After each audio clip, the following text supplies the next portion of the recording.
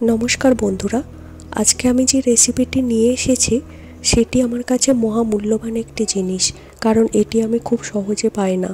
তাই যখন বাড়ি থেকে অনেকটা পরিমাণে এটি পাঠিয়েছিল, তার থেকে আমি বেশ কিছুটা ফ্রিজের মধ্যে কালেক্ট করে রেখেছিলাম।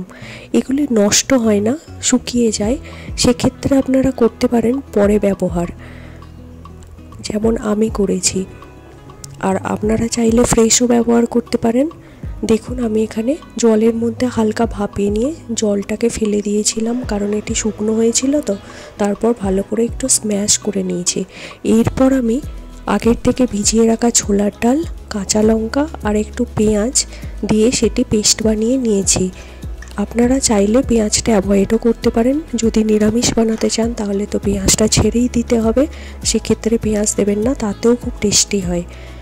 এবার আমি ছোলার ডালের পেস্টের মধ্যে অল্প পরিমাণ হলুদ গুঁড়ো, কাশ্মীরি লঙ্কার গুঁড়ো, মৌরি গুঁড়ো এবং পরিমাণ মতো লবণ দিয়ে নেব।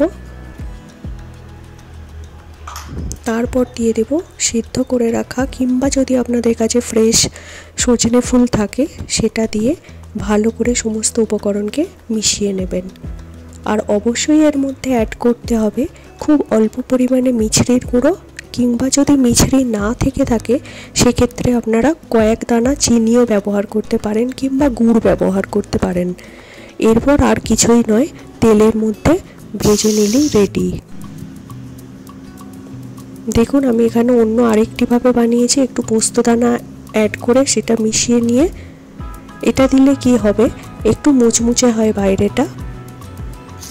অবশ্যই এটা গরম গরম পরিবেশন করবেন গরম ভাতের সাথে। দেখবেন ছোট থেকে বড় সবাই খুব মন দিয়ে খাবে, আর এটা তো খুব উপকারী হয়।